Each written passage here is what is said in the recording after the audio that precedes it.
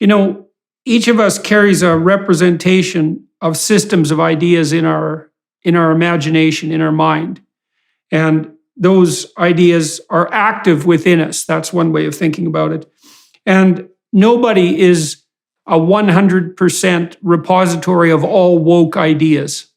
But so there's fragments of the woke net of ideas in any given individual. But if you get 20 people who have fragments of those ideas in their head all together in a room, then you have the whole goddamn woke catastrophe operating, and then it'll look like a conspiracy.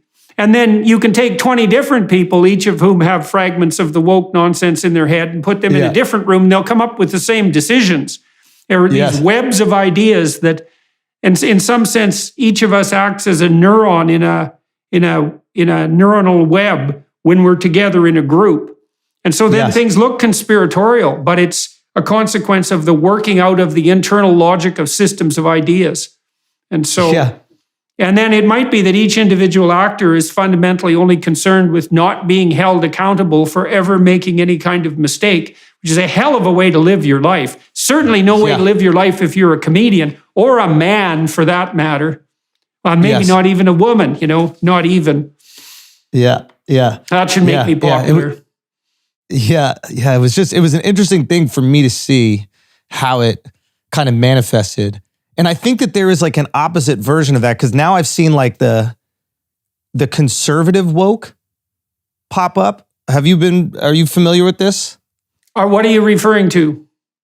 I don't even know if I call it the conservative woke. It's a really interesting thing. I would almost call it like the counterculture brigade, which is like people who I think they were called conspiracy theorists, and now they're kind of like searching for a home. I think a lot of the support for Kanye even right now is he's just tapping into very niche beliefs, and a bunch of them at the same time, that people have no representation for. And now he's the most famous person tapping into those groups, right? So he's like, George Floyd really died of fentanyl. And now all the people that are anti-Black Matter, Black Lives Matter, they just hate the idea that there's anything else that killed him but his own choice to do fentanyl, are like, okay, Kanye's got it. And he also did a thing, the Jews run the banks, the Jews run all these things. So he's tapped into all these niche groups, and now he's become like their representative.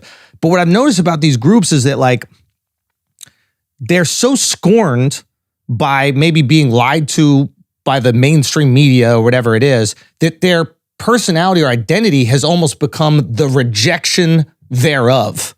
Yeah, well, that's always a threat that exists on the conservative side. The left-wingers always accuse the conservatives of being reactionary. And they're reactionary because they keep saying things like, you guys on the left, you're going too far. You got to slow down. You got to stop doing this. You're going too far. And that is reactionary in some sense, because they're always reacting to the excesses of the left. The conservative types tend not to want to change things. And, that can be their downfall too, because sometimes things have to change. Although intelligent conservatives sure know that.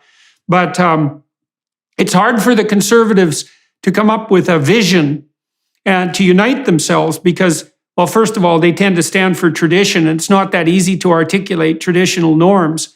And second, they do get reactionary, and that can turn into kind of a demented populism too, because the reactionary conservatives can go out and find the disaffected people on the right, and there's plenty of them now, and then capitalize on their resentment. I mean, Trump was pretty good at that in many ways, and continues to be so. And that's. I haven't been targeted particularly by the right, although I have to some degree years ago.